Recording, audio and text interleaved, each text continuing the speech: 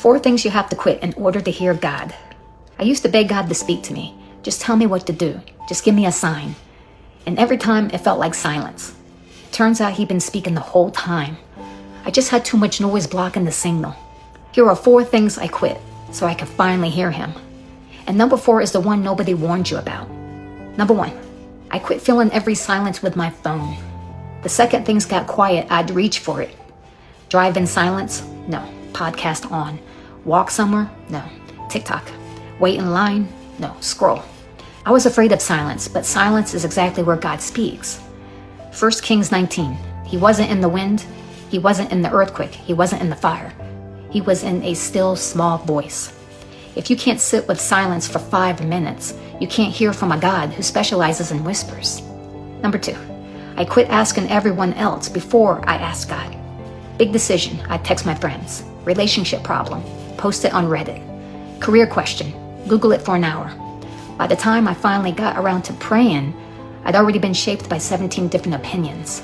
James 1:5. If any of you lack wisdom, let him ask of God. Ask of God first.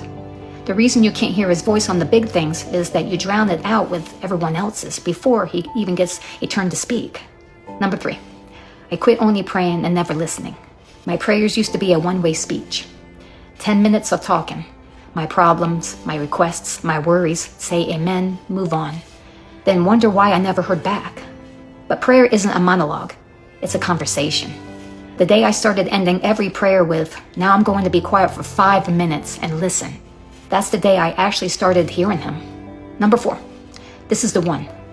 I quit dismissing the gentle nudge as just my thoughts. That random thought to text someone.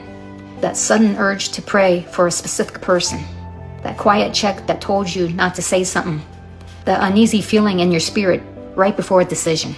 I brushed all of it off as my own brain. But here's what I missed.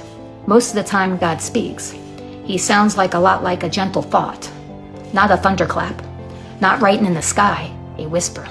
The day I stopped dismissing those nudges and started obeying them, that's when I realized he'd been talking to me my whole life. I just kept calling him my own thoughts.